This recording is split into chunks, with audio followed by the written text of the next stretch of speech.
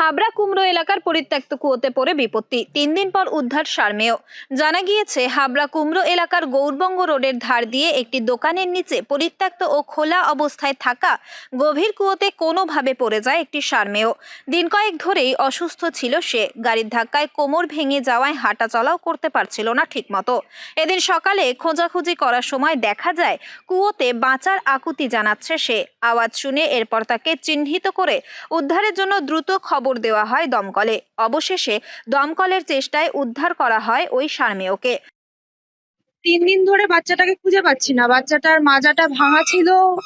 পরশুদিন রাতেও দেখেছি, তারপর থেকে দেখতে পাচ্ছি না। কোথায় কোথায় এখানে দেখছি বাচ্চাটার মা বারবার করে ঘোরাঘুরি করছে। তারপরে আমার মা এসে দেখলো যে এরকম কুয়োর মধ্যে পড়ে গেছে। এবার এত ডিপ কুয়োটা, কোনো প্রোটেকশন ছাড়া কিভাবে রেখে দিয়েছে জানি না। মানুষ কি কি করে সম্ভব এইগুলো। তো আমি তারপরে কোনোভাবে আমরাও চেষ্টা করলাম যে তোলার, কিন্তু কোনোভাবে সম্ভব না হয় ফায়ার ব্রিগেডকে ফোন করলাম। ওনারা অনেক সহায়তা করলেন, ওদের কাছে অসংখ্য ধন্যবাদ। কিন্তু যেন এইটা মানে এরকম ভাবে কুয়োগুলো ওপেন না করে রাখে, তাহলে কত বাচ্চা যে এরকম হবে কেউ জানতেও পারবে।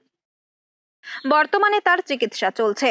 তবে এভাবে পরিত্যক্ত কুয়ো খোলা অবস্থায় রাখার বিরুদ্ধে সরব হয়েছেন স্থানীয় মানুষজন সহ পশুপ্রেমীরা। হ্যাঁ, দোকানদারকে ফোন করা হয়েছে। দোকানদারকে বারবার করেও বলা হয় বাসি কেক গুলোকে রাস্তায় ফেলে দেয়। সেই কেক গুলো খেয়েও আমাদের বাড়ি অনেকগুলো বাচ্চা কুকুর আছে, তারাও অসুস্থ হয়। বারণ করা সত্ত্বেও তারা শোনে না। যাই হোক, সে খাবার দিচ্ছে ঠিক আছে, কিন্তু এরকম ভাবে কুয়োটা খোলা থাকবে কেউ আমরা তো জানিই না ওখানে কুয়োটা রয়েছে। এভাবে পড়ে যাবে আন্দাজ করতে পারিনি। আশা করছি সুস্থ হয়ে যাবে। ওর ট্রিটমেন্ট চলছে, ওর যেহেতু মাজাটা ভেঙে গেছে, ওর অলরেডি ট্রিটমেন্ট চলছে। ফলে সারমেয়র বদলে যদি কোনো শিশু এইভাবে বিপদের সম্মুখীন হতো, তবে বড় বিপত্তি ঘটে যেতে পারত বলেই আশঙ্কা প্রকাশ করেন অনেকে। আমরা খবর পেলাম যে একটা কুয়োর মধ্যে একটা কুকুর পড়ে গেছে। ওই কুকুরটা রেস্কিউর জন্যই আমাদের ফোন করেছে।